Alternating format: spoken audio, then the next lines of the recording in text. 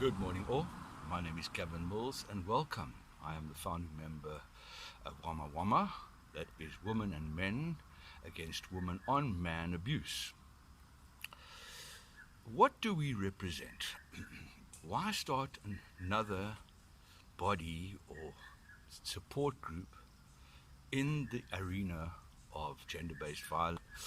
I think firstly because men have been demonized. We have been seen as the problem and not even considered that we could be useful in actually developing some solutions. And secondly, men are presumed generally, if there is some kind of what do they call, disturbance, the man is generally assumed as the perpetrator first, without even consideration. And the really serious concern of this is how easy it is to get a protection order. It's very simple. You go to the court, you make a statement, you put in the statement, you fill in the form for a protection order, and an interim protection order is granted. No one goes and questions the other party or finds out the facts. That has to be done in court. Now, this is fair enough. But say a person that the first protection order was completely erroneous, false, lies, all of these things, and the court date is away. And say part of the protection order was occupying your house or parts of your house. So if you went into the bathroom of the house, you could quite easily be contravening a protection order stating you're not allowed in the bathroom, and you could be arrested. And this is what's happened to me. A protection order was served on me in my house. And no one asked me if the details of the scenario where the area that I wanted to go to, this case, a bathroom, was justified or valid, or whether any of the details in the protection order were in fact true. And I was arrested and locked up for contravening this interim protection order. Now, I understand within the law, the context of the law, and the scale of the problem, that we cannot have Petruccellian law and order running around all over the place getting statements from everyone. So I do acknowledge the size of the problem and don't know the solution. But how it is being activated is innocent men are going to jail for questionable altercations or how the altercation developed. It is assumed that when things got rowdy and noisy, the man was guilty, and he is guilty of gender-based violence, especially in the time of 16 days of activism, and bang, they go off to jail. And then afterwards they come out, and then it's bail, and then you go to court. But those days of jail, no one asked whether those days of jail were justified. Whether the police were doing their job, fair enough. The court instituted the protection order. But if a person had no regard for law, for the oath, or for what is being put into that affidavit,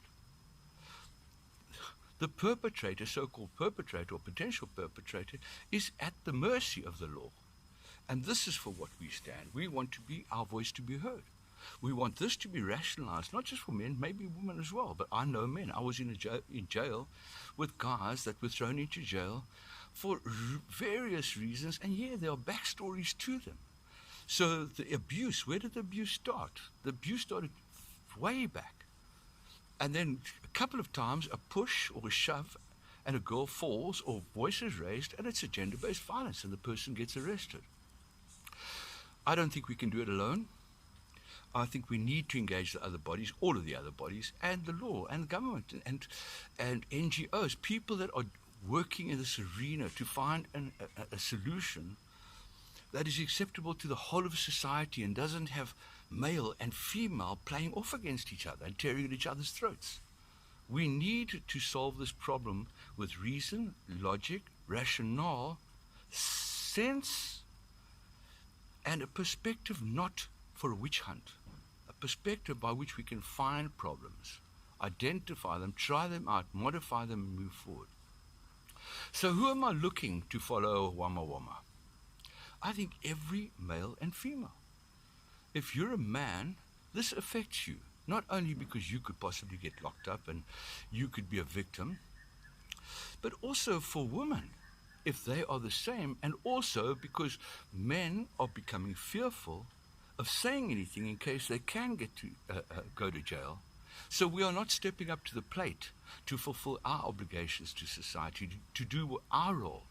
We are becoming demasculated, and we are becoming wimps and yes men, and the onus will eventually be thrown onto women. They will be running our lives, and we will be probably like in the 17th century in France. We will be the flourishing guys with the big furs and bloody scarves and all the cuck.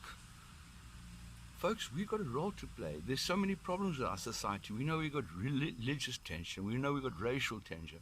And now the GBV and gender tension. And this seems every single time we have a problem, the way we decide to solve it is by antagonizing the other side, hurling accusations, screaming off in a huff, and getting nothing done.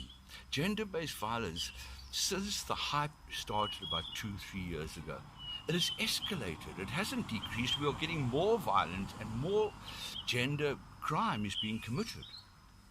We need to embrace each other, and I urge you, please, to follow Wamawoma. It is not to try and shirk responsibility, and it sure isn't to be pointing fingers. It's for all of us to look into the problem, analyze the problem, and try and generate solutions based on love, reconciliation, consideration, empathy, and a will to get through this and move on. Not just to keep regurgitating the same stuff and making it more and more hateful. Let's do this. Wamawoma, come and join us. We are going to rise. By rise, I don't mean bloody revolution. Sorry, just to set that straight. It's the opinion. It's an intellectual struggle. It's in the mind we want to. So, Wamawoma, rise. Think, and let's